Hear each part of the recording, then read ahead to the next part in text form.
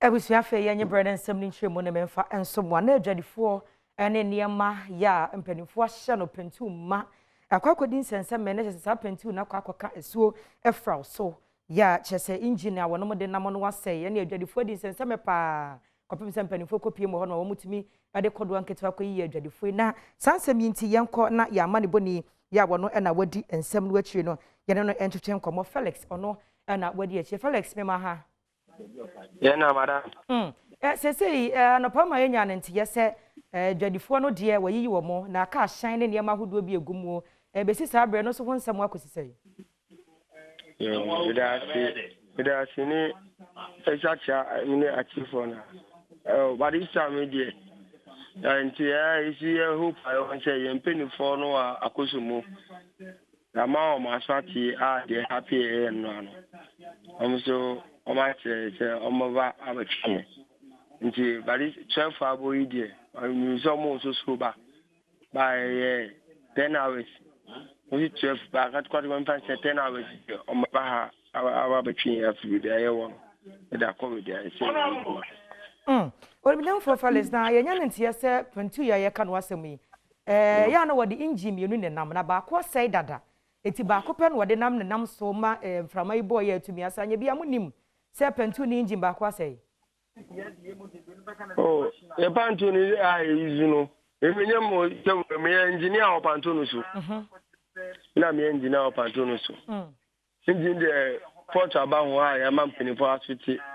mom trans na I say izu wa engine aba ko problem na de na ase no kana maka yale abai na ma se ni manu ba no akọ se akọ sinse ho because we family ni na aba Zamanoni abeba na ma se ewi ntino izu tu engine na ba ko na asa e de ba ko ejuma aka double engine izu dia aka no amfa mana e bo no ka yakopo Adom aka betima from say betima belande asa e wa engine tina fa nya akonya etwe go tu bebia e say e be gina no na fa yenhwe abase no dwadifo pentu a wonum di tu kwan no e dodo say ba ko ya na asa foforo bi o ho betimi di akokwan bi ba ko ya na o ha na mi time ba ko na o ho nti se na ende ene de o ma fu pantu akonsunija akodija no ma o ma kodija o ha be sha ko o mo kuro mu de se pantu no ba fu dia onya pantu fu ne na enipa o no wakokam wo no matime yi wo mu nyina o pantu nji de o ma mo so ndo obia ne ho a sabi o mo to chima ye bi my phone cars I want to need passengers I want to need passengers no mun na ko enra no na dundo mun na Africa ko mun na asipom Africa ko nje se niam akam wo no mo besa de abamunchi ana mo de bedi kan akọ bia ya ka mo de niam na eko no ye se a mo twin de aye ko bebi aye ko landi ni bebi a pantuna kanu enye bebi a de wa sa yo ho nti o mo fu pantunu na o mo jina bebi aye la na mo pantunu wo ni jaho okay onimonyamfo Felix yedase opanyina ne twetwe nkomai eye onimonyamfo Felix Azuma ono na wo ya assistant engineer Adom ferry transport Afram Plains South empotemo honom na enkomotwetwe eye ponto yi akwakwaka esuofra so ama dwadifo ne akwantifo no watim adi nsenseme wo honom na wo boye mu amane ya ye kire se busia wo de ye na ye ho na ye ntie we mra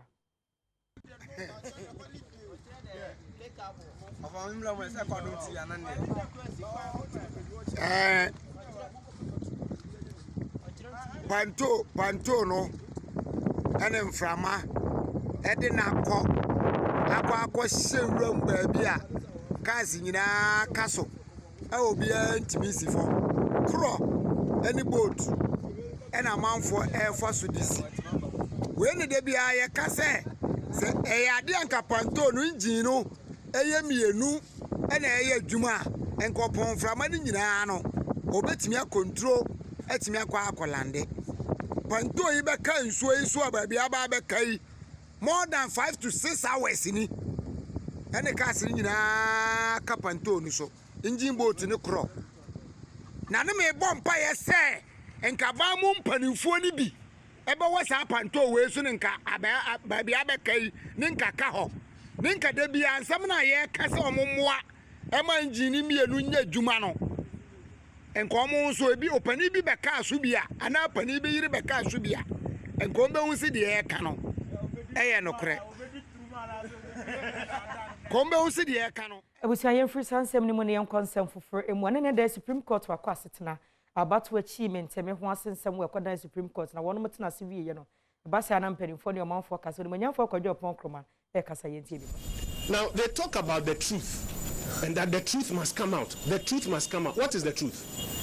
The truth is what the EC chair has declared as at now, that Nana Addo Dankwa Akufo-Addo validly elected because he got more than 50% of valid votes cast. The truth is what is backed by the results of the 38,000 polling stations, or the 275 constituencies, or the 16 regions, which anytime we give them a calculator to calculate, they get 47% for Mr. John Dramani Mahama, 51.2% for Nana Addo Dankwa Akufo-Addo. That is the truth. If you come to court claiming that there is another truth, you have to lay it before the court. So where is the truth that you say you want to lay before the court? You remember when the court asked them, they said they had left their truth at home. They did not bring their truth to court. So which truth is the court supposed to look at?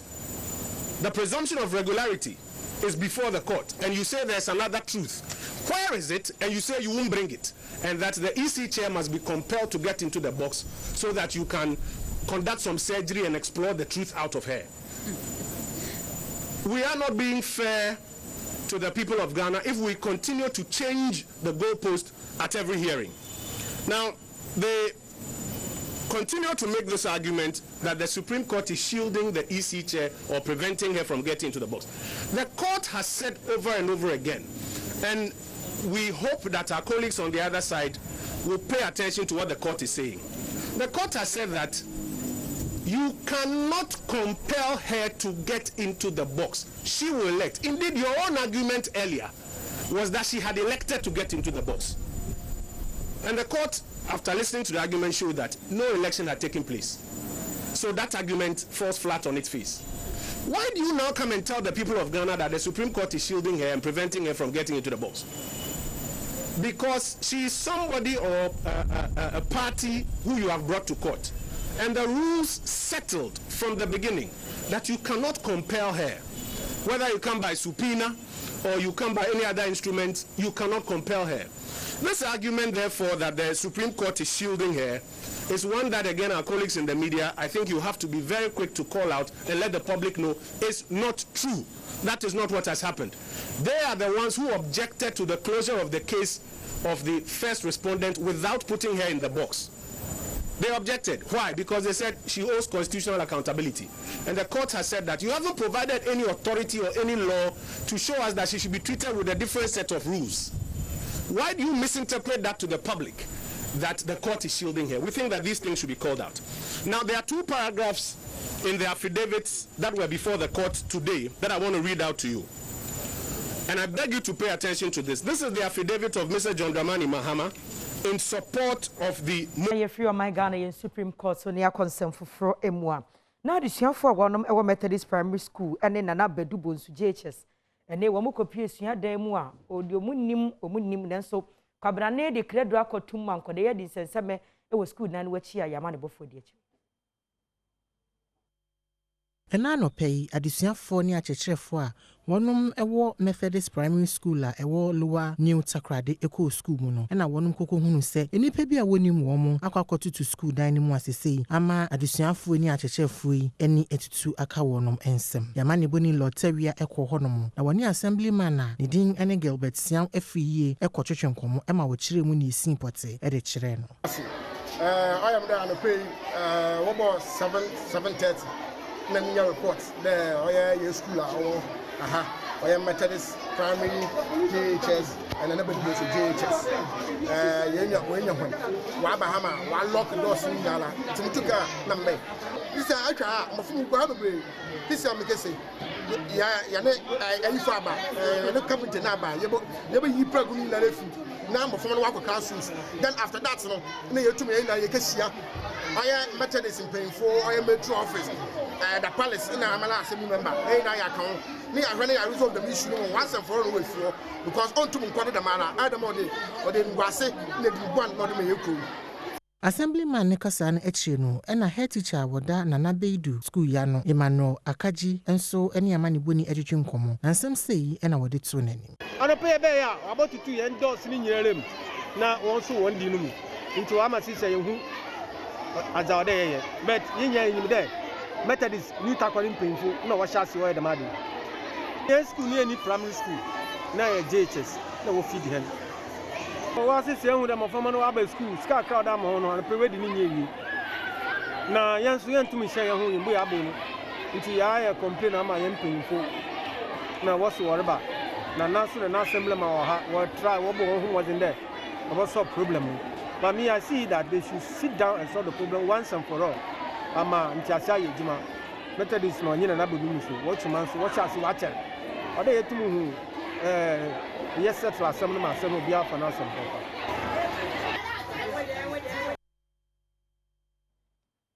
Abusia yan konsem foforo emu na emfimfi mantemu police atena kase ye wo ho. Wonom ahye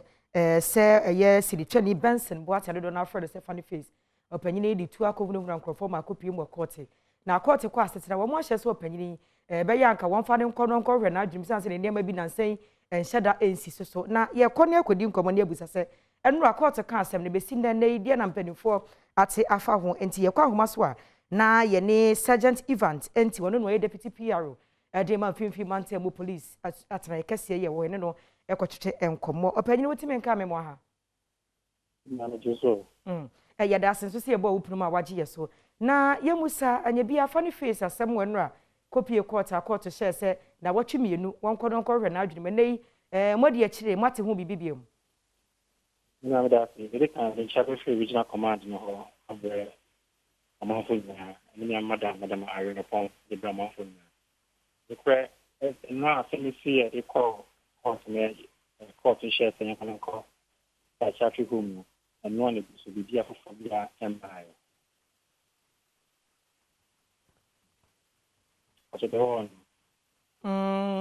na opanyini wo be pie mu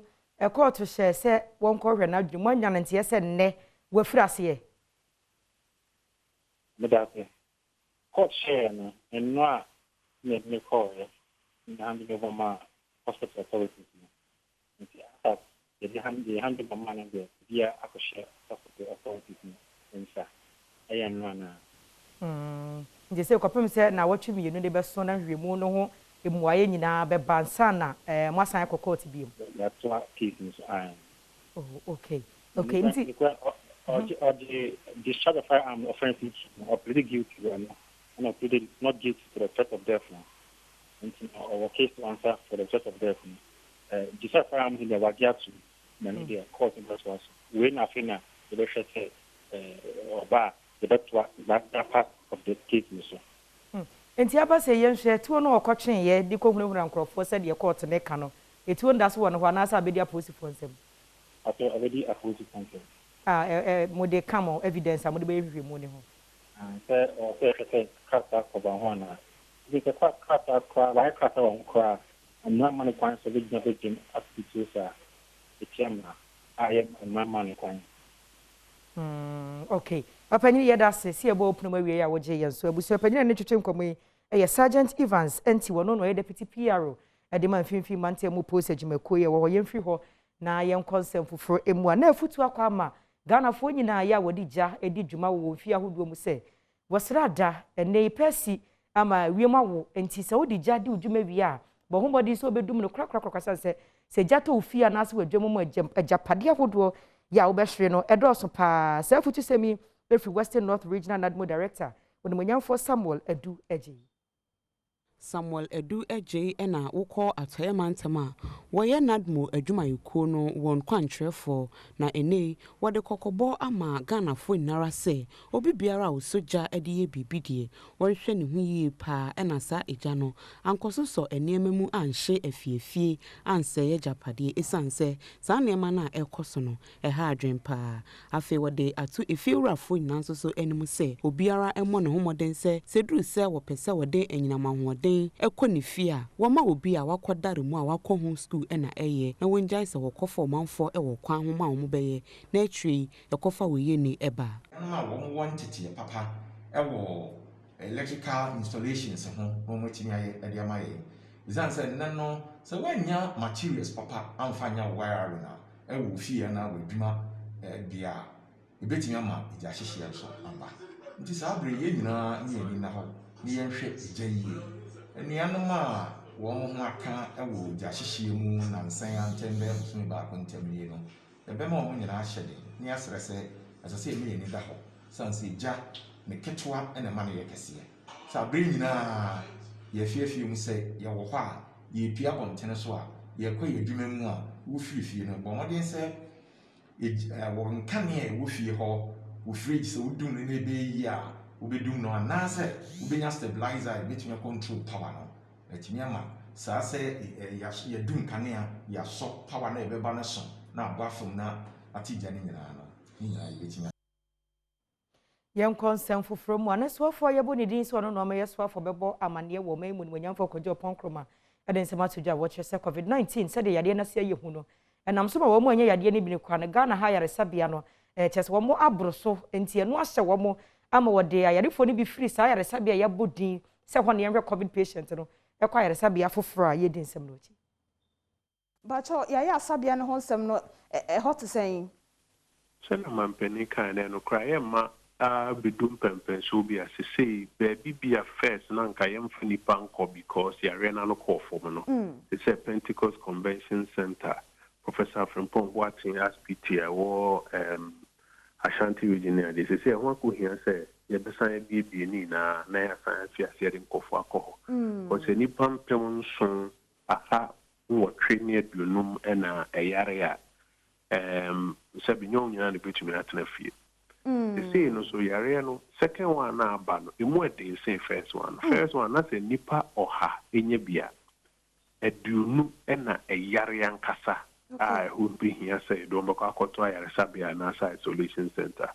adunu no womo a omyare ne mu be den no kra na ewo fom nto mo be here ventilators ne oxygen ne ade na ewo fom say dia be se nipa oha enye bia edua samienu ena yare onu mo yare no so no di mo den no so no edoso enti baby ejina ne nye ya yare sabia no ayema yankwa po ya mantem no emu kwawu south mensini no emu nana adakwa atenkran edi nana matran konwa ne mpanimfo a wonom ewo kwawu anemu wadi wom anim na ne wadi afutu amatememufo wonom ewo kwawu praso ane ne mpotamu nyina se wosre wo ada covid-19 ayaka ho asem ye yade bi ehu panti enhyehyeye ade egu honom se yeworo yensa yetete ye hontem ye hye mask ne yedi yehu ni no tememufo wonom wakwawu ane ne mpotamu nyina ni so sabe yade no ebi enti atese wo mpotamu ebra nana ada akwatenkron ene yamani boni etwetwe nkomo ewo kwawu praso no ena wodi adesrede eto wo manfo a wonom ewo kwawu praso ene mu se covid-19 yare no enya ade a efiri wo man mu kurakura ene nti wonom momodin ase nhyehyeye ahudu egu akwan mu sesese wo hye wonom face mask na wo huru wonsa ebre na ebre ano na fe wo ma ekwan ededa wo ne afoforo ntem no wo bedi so se ne ebe ya yare ni bi enkonka wo mu na enkoba se wo behwere wonom enkwa na mesere minuanom yare na yehu ni sa no ebi di agro ebi o madwen say ye kan sa yare ni no yare na wo ho ekum nipa edi nipa nya enti ye hai ye nya yie ye nya bibia enti o mampani hyehye no ye guso a ye di so o mampani de hyehye kura ba si duru ba bi ni ye ntwa light bay so no obeduru ba bi no obekọ mita na light bay ba hye wa anya na abetwam enti ya na eduru ba bi ana kire adwen kakra so mampani se ye nton nso bekọ ba bi ni ye ton ebi akane akra bi aboso miensa ye ntwa light bay so no wo ho a ne de bi la ba hye wo ntua e ba betwam Eric Kwachidafo eneye kanesoafo a na wohwe epuye mantam no so na wono so kire mu nenti a wonom kokotu boholes mienu ema wonom a wote kwawupra so na no covid iban ne ye say aban kurase yensa nso free but empotamu ha no nso na wo ha no isa sabe ye bibia amma kuro no ene wo ma wo ha ya na yakoma mu fa ensuo susu yenim se covid brei yade eboa entina ya ye nsuo na ma asante ene praso ni nyina ye praso but said the munim no uwura kuro no mu firi nkokọ a nifa no ye kwaw ene benkum no ye asante achem nti aye ba ko ha ne aye ba ko asante achem se de be ya yenim se pra no kura na ye nsuo a ye nyina ye no sa brinka no ne ye nom sabi galam se kura nti sabri usa ensa Lucy Opoku Arthur eneye bank managers ewo Praso Rural Bank na wono nso kire mu se there will be a friend say corporate social responsibility so to me boa o manfo a oni o mudi dwa na so mo wo potem enu nti na ye bank na ni so ade hu ese ye be boa ye nkrofo a wo ye ni o moti ye potem a ni o mudi dwa enti ya ye bia di kan ba fie ni eto a yadwin ho ye ne se ye be ye boho empanyufo nyina akasa no akire no na wonom a wote empotamu honom nso de ensem bi eto yamane boni ani na covid-19 no o ma ebu ni free ayepe ko sisi covid ne be ko na fi o ma ton se ne se ya o benya tikade asiesie se ye hu atoye pa first ye ba nso som ye de man ti ye da bank fo na asinya me nhyira wo ma ye de mbro sa so biom na ye nanti kwa na fo no ho ana ye kosebi eso ye ba ye de bibiem ye da nyame as panifo ka so beta man o ye beto ka se ye mfa so ye da mo ase nyame nhyira wo won pa wona ya de kase man le so ni ha ne ho kire pa nto de wona ya de man pa papa be hwe ni yi onke pe free or my free di anka ye pe Ebusia yen free ho ne konsem foforo mu ana mpanimfo a wonom eda fulanifo ano ewo mai mu se niam bi koso wonom ani nye ho kra ne wase obehwe obeche kromfo no na ye de fulani din batabata wo ho se free ne kroi wase mpanimfo ada wo che kromfo na wo din ntina de ni din ni mom a che nipa ko a wo ye ne din fulani no afiri wo mo so sanse nam so ma wonom gi di bone wo mai Fulani folk a ewo Ghana ha aye ensentwofo nhyiamu ewo walewale a ewo etifi epoye mantem do na wonsem bi ode ato Ghana fo nyinara anim ne sei kamia ye se omanfo bi enam ka akwan mu na akromfo ekoto hye won so a na obiara etenetene nsa ewo Fulani fo so ne science wode to obi biara anim se uhu kromfo bi a aya empempi ne nkaso ye Fulani ni na mum kromfo kro no se wo kyena fani di ankasa wode no ema no na mum enkasa wo ye Fulani ni sa ensem yi won trotro ni anidin ene Yakubu Musa Barry ena wode to ensentwofo enim ensem bi ochiremu eni. We are very worried to learn about the recent crime wave associated with only the Fulanis in quotes. And the crime is within a certain jurisdiction that was mentioned, but we have broadened it to the national issue because crime don't have a limitation. The criminals might be coming from Accra, from maybe Eastern region or other region to come and operate in this jurisdiction and go back. Then the perception is that the criminals are in this region, which has been a tag that the highest armed robbery cases are in Northeast region. So we're supposed to look at it in a broader perspective. Ekwetwetwefo ekasawie no sade ensembi eto aso se wode afuto ena emma wona wo Fulani fo ekom se aya wonhwe se wo ma wode omo bewura sukum no mo nso enya enwumasua ho nimde se de ebe ya dachi bi obetimi abenyi aye mpanyimpa na se obi ekodi bone a omanfo ansente wonsa ewo won maso. To our youth, we wish to encourage them to pursue academic excellence and hard working. This is a very serious issue that we, the leadership of the Fulanis, must look at. The commander says those committing these crimes are underaged people. within the 18, below 30 to 18 years, then it tells us that we should look how our youth live. We should let them learn a trade. There are carpentry, tailoring, dressmaking and other things.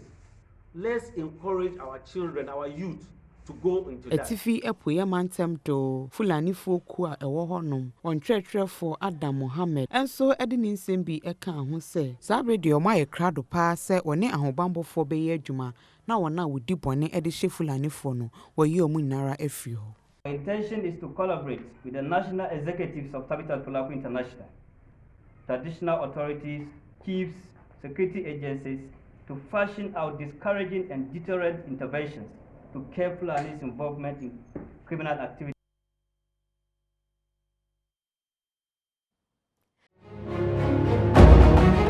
I was saying the address no ya Adom trotro ya money boni dam tete bia ewo eye nyameche dam te so mami.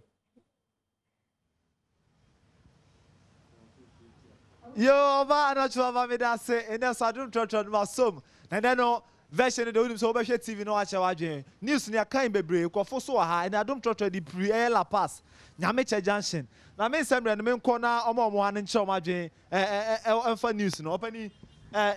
your friend say na news na be so charging for me patcho your friend me eja usu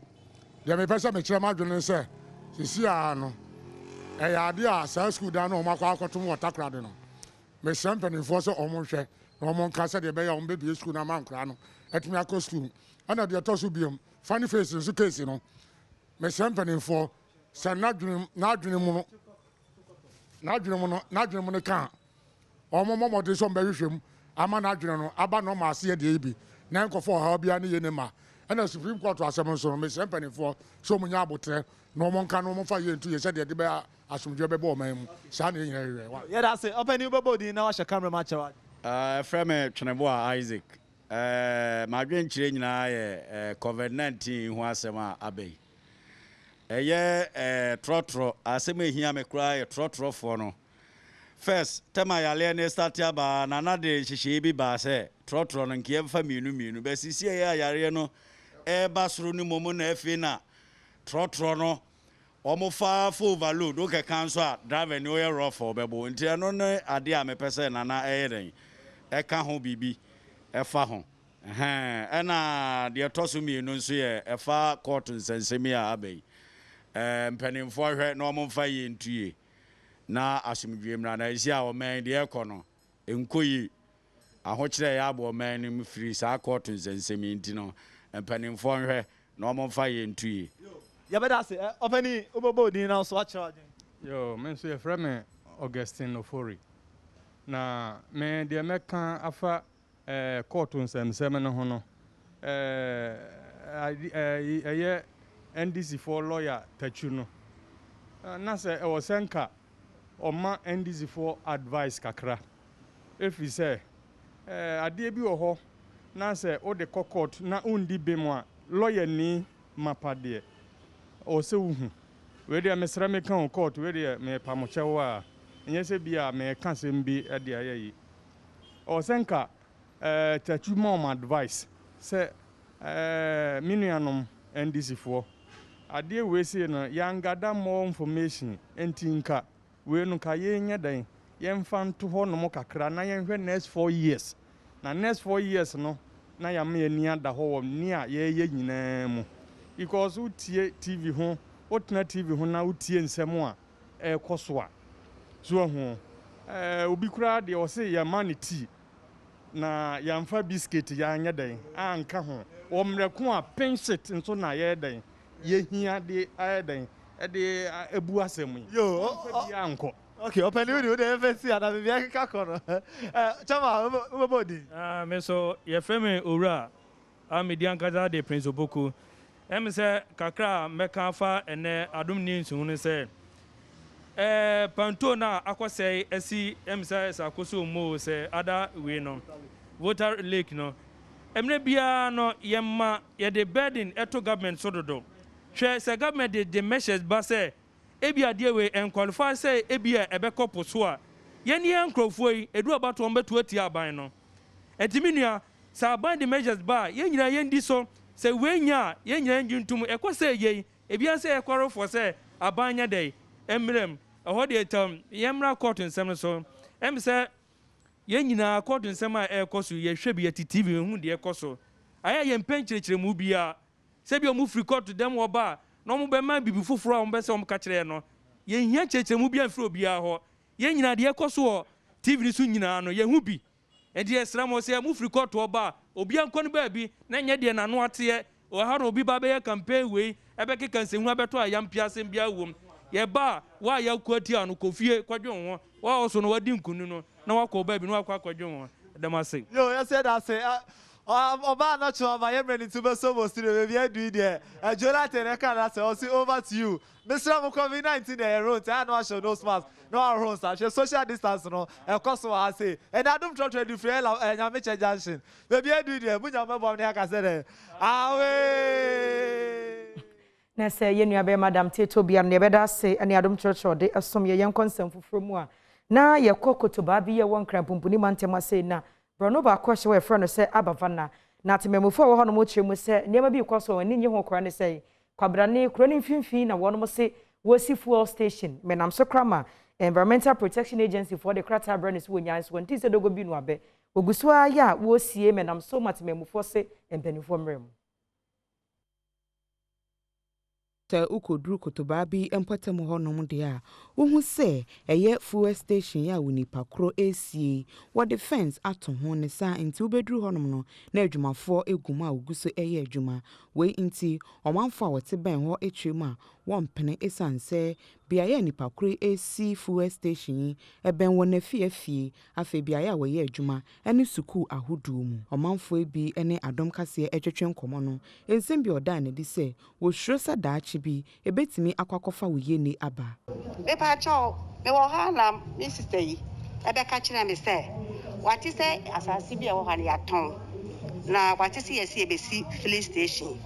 na papa no echiche sika mankro for area ho enti obe ka kire me na say because sade we dey hu office me ti se baby a hisa na ye fie ha de area ha nipa dos wo ha na obesi filling station wo ha wo kire BBC a ye be den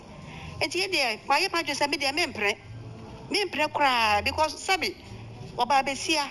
me ana ma ti fifre sa na me si me dan na me team no wa kire bibi asem sa kosia na me ye ne dan we are totally against it because it's quite dangerous. You see, at the moment some of us we are very old, we are old people here, and this the only place we have to reside. Now if something happens and it affects us, that means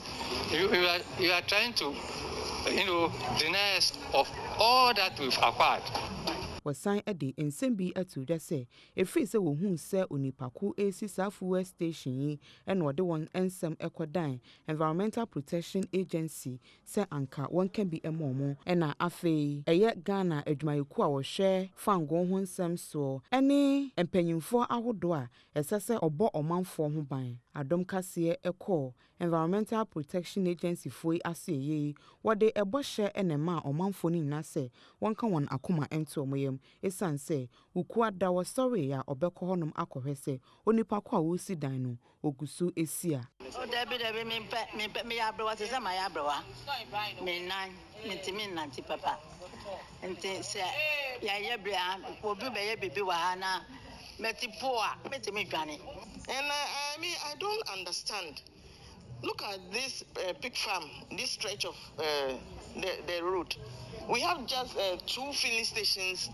just few meters away. What's the necessity coming to create another one here? It's so dangerous. We know the issues that have happened in the past. Kwame Nkrumah Circle, Atomic Junction, La Trade Fair. We all know what's happened in this country. Please, we are appealing to government to engage the regulatory bodies and ask them to do the right thing. We're also appealing to the good conscience of the individuals put in these regulatory bodies who approve these things to do the right thing for us.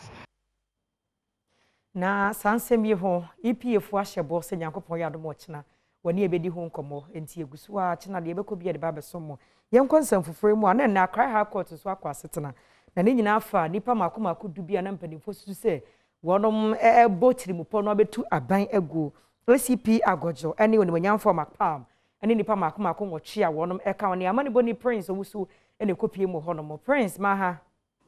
beju so echa anochi wabani wadama yenhwe wona ne otimi kopie mu Accra High Court mokọ ye ne tofa ba mu ne kosi sen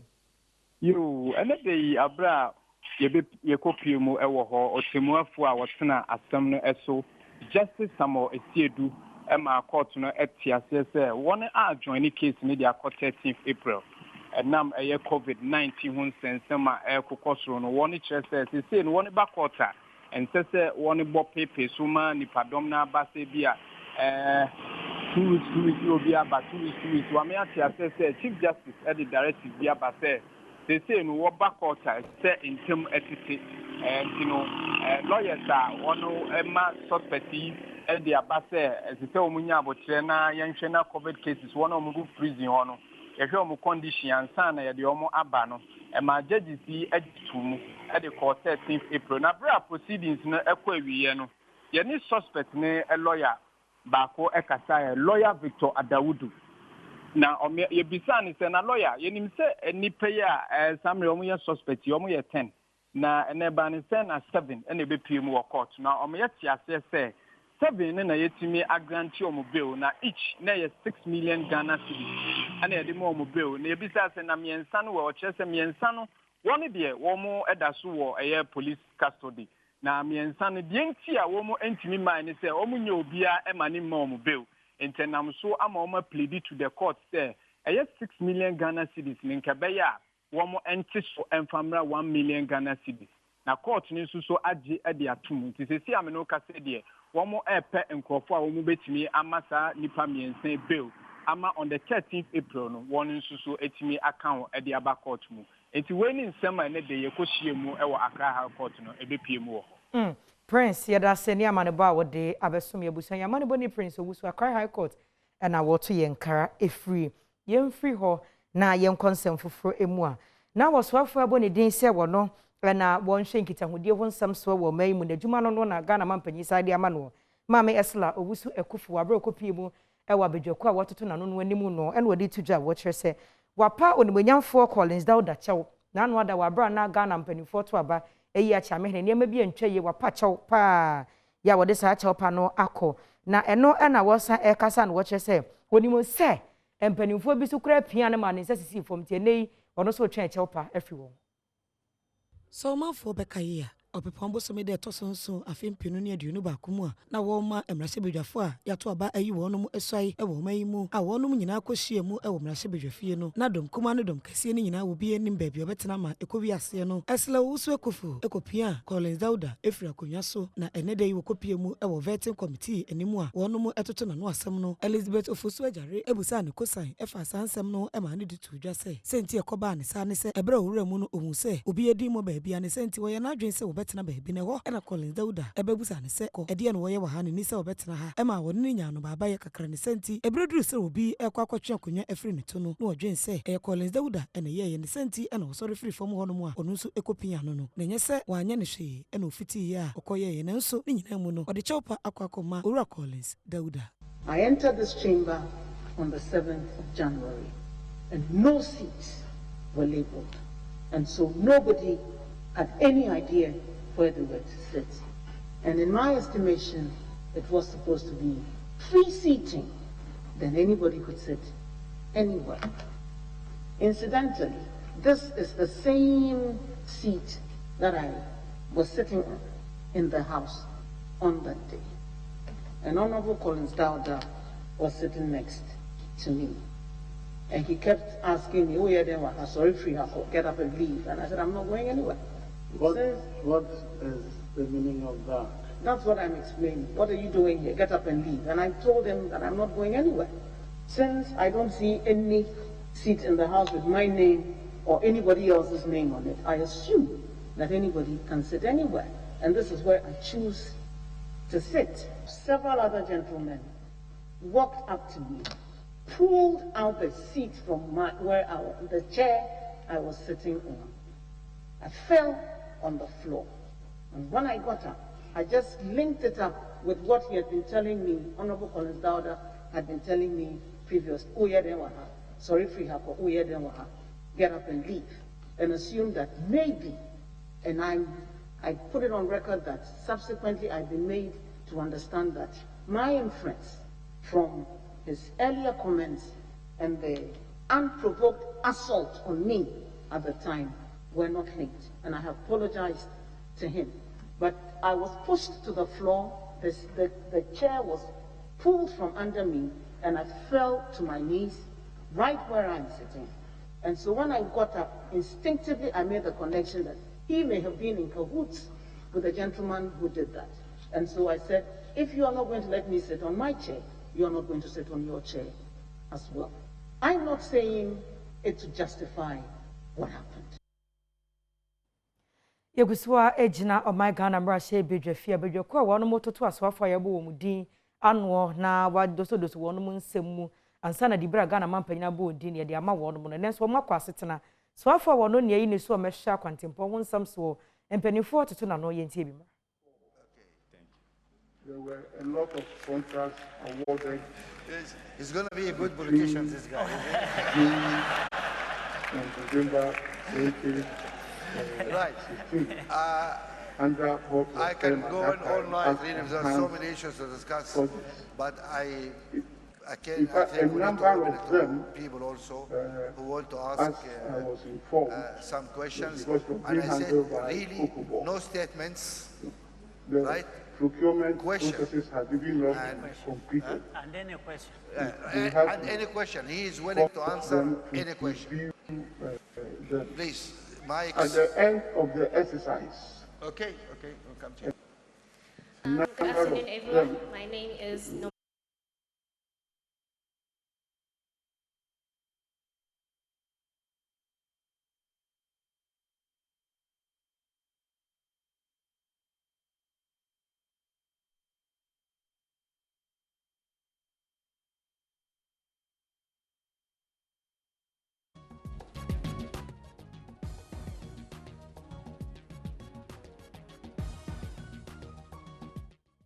awarded.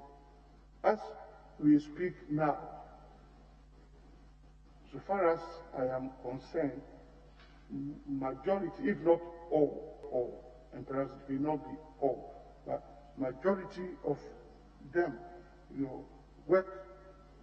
resumed and are going on. With volleyball bridge, it's a different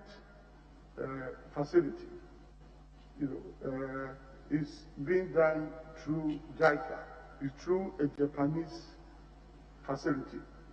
The facility is available, it's ready, and Honorable Abrapa is here,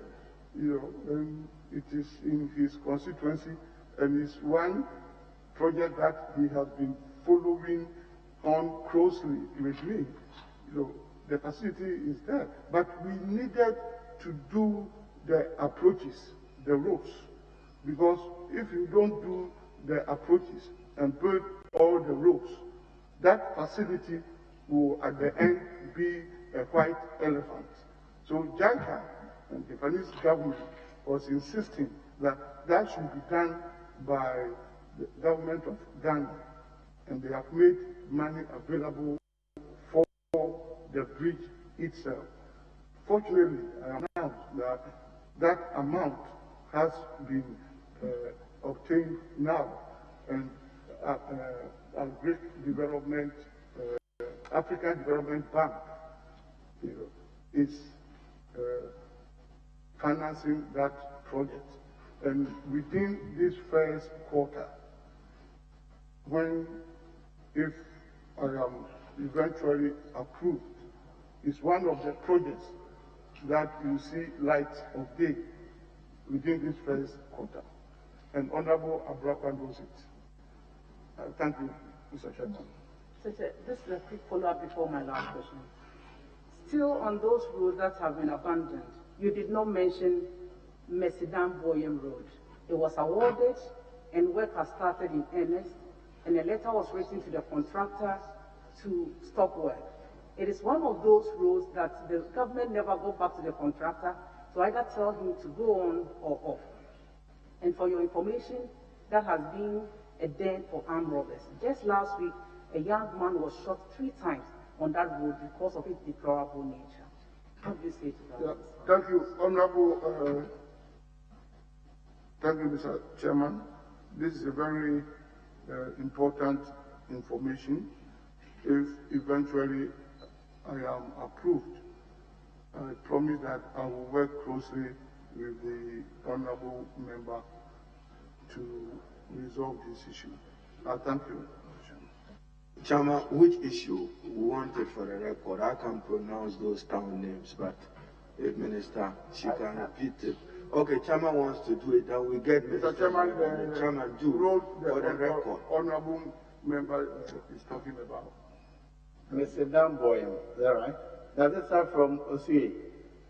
Osui, Mr. Dan Boyem, yes. Minister, what will you do about Mercedes Boy Road, as I heard from Chairman and Honorable Ejari?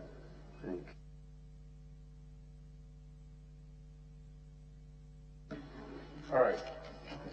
So then, my love, as the technical advisor to the President on roads,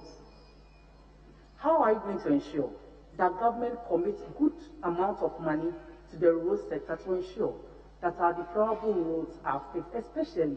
those from the rural communities where we get both our cash and food crops like Techimano? Thank you, Mr. Chairman. Government prioritizes road construction. There is no doubt about that. And it's the first time in the history of this country that a government has declared a particular year as Year of Road. It tells you, obviously, the importance government attaches to it. And it's essentially the President has even again at his latest State of the Nation address declared 2021 as Year of Roads. So, Mr. Chairman, I want to assure this committee that, and the nation, that government is going to work on roads, because roads are important in the scheme of transportation. Because if you take all forms of transportation, the road network constitutes almost 95 to 98%. So it's important, and the economic development of this country revolves around roads. Roads can open up the country and continue to serve as the pivot, around which all the good things around this country revolve. So government will continue to invest in road infrastructure, and this government and the President have already amply demonstrated that. That's why in the past 4 years, there has been so much work in the road sector, even though we still have to do more. I thank you, Mr. Chairman. Yes, Honorable Agaga. Thank you, Mr. Speaker. Honorable nominee, we are very much aware about the Chuchuliga Sandema. Natural say where you when you for Kasee Amwako Ata road minister designate. You share any musu you when you from Brisdary. You are not so a interior minister designate. Bit me kwa kupimu. Awa mrashi bedjam. Ni yankwa sante mantemu. Yakwa sante mantemu ana mane boy ye free hono mo eba. And it says Spiritan Senior High Technical School. Ya wa dankwa me sante mantemu. Akronfo etimi akoto ahya adusuafo so. Ya wono mo aka de bi say laptops, phones, sikade. Wo mo agigi afiri nkwada ne ho a ebi kwade bojahia to nwura mu kope baabi na wabɔ wo ho adwa ma ewo mu nso akronfo etimi de wonsa wo bi no mu a kyese de ntwa yie kra na posifo de atudwa ya wo kyerese akade ende wo mo asesa de kɔ na wo mu so afirihwe mu asi assembly member ye wadankɔ ame abato mpasua so ye Paul ye boa asiama woni ama ne bɔfo atwetwe nkomo ene wo kyerese saa akronfo ekopie mu osuku mu okra ne ma ne bi adeda ya no akoya reho sempa ya wono mu gusua edi achi se wonsa ebetumi aka sa nipa bɔnefo a wɔnom edi sa nyambransɛm yi.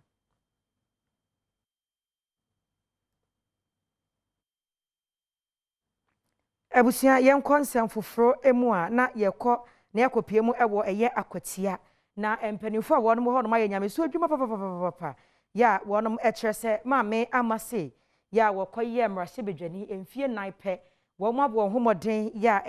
kwantempɔn ahodoɔ yɛ dada krom hɔ no no wɔde mu mienu ato maame sa na adwuma pa wɔyɛ mpo wɔfiri akonwa so sɛ mrahye bedwani na adwuma wɔyɛ no enya agro wɔn se wɔsa abasobonti ɛni wɔn abo na baso.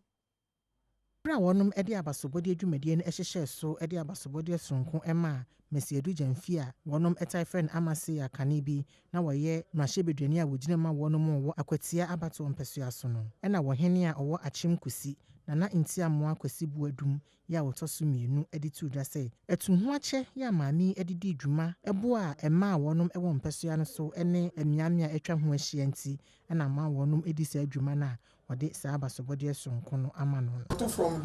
social intervention. Social intervention, you have I mean the nipple be my waha be abisuya ejuma. What you need to talk to sell machines. Motivation hairdressing machine. If you crowd the entrepreneurship. What you mean church from machine is here and seminary in San Juma. You know, just a work with a day ekutano. When I will tell you with you, I can see market to see that. I will pocket the money. I'm telling you. I said, no, don't know your micro. Constituency, you know, I had with them. The repass to pay the impact, I say, Amuya. Into whether I'm casted or not, no. Can be answer, I say, my fast. Now, my common fund, and I did a crime, I say, me, meet me there. Ebra wonum boy na basuwi ye no ena amase nso ede nsem bi tudwa eda na di se ena ni giye pa se adwumadin a woye yi ewo abato mpesua no so ho no aso mpanyimfo ani ama wonum abona baso mani ajepa ama me ehu se wiase onipa bi anwuma edi nachi ewo wiase se mra kusi hin frɛ me a ode sa asɛm no to manim no ehu dwire me na ma me hu se ampa sa asetena pa mene de nchembo district etena ye no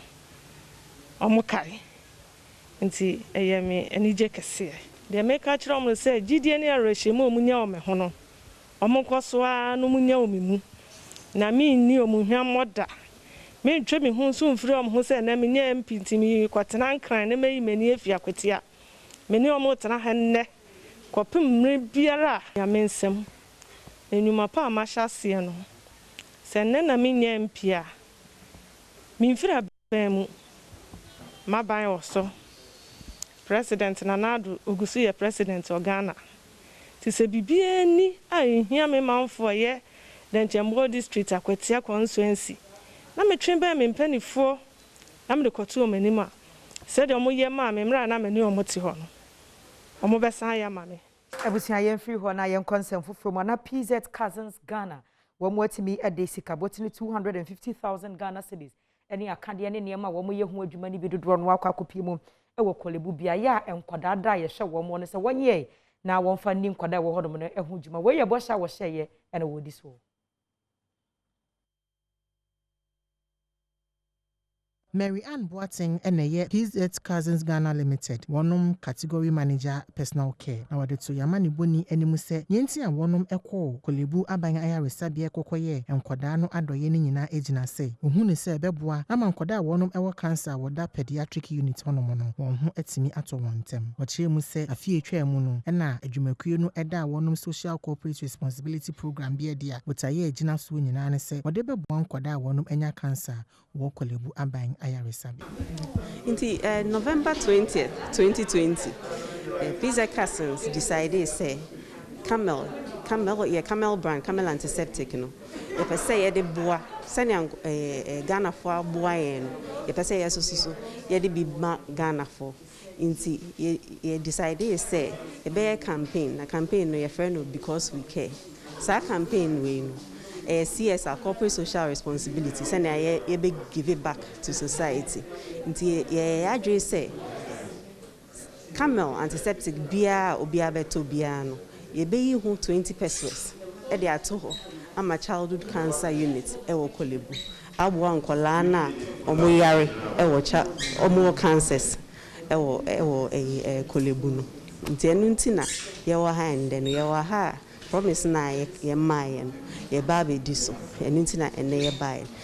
Joyce Opon AEC and Chief Nursing Officer ewo Child Health Department na wonu ene ogina ayaresabia ne nemu eje saa eneme edi free PZ fo yi honomo ono nso edi nsem bi eto yamane buni no. Never can say asida na edi be ma on de chese emre ya ye wo mienum se nyemre pa na yare nso abe infection kohoro nsa na wo so nti na beboa mo a wo horo ne nsa ye be kiro nso ya kire nkola nsa ne ya one wo horo ne nsa wo nti we na aba na ebe protect one more infection prevention because infection prevention say na be ya ebedi en hu ni ade nti we no moa pa kasa pieset one ye damase obi a bibida na koma se obeba be moa wa ha na omra na omeboa if is an internet kasa ne say kokram nkola kokram no any health insurance so nti say aboafo ye nya aboafo no mehwe na ye nkwala na ye ba no so no ebetimi asa on yare. So from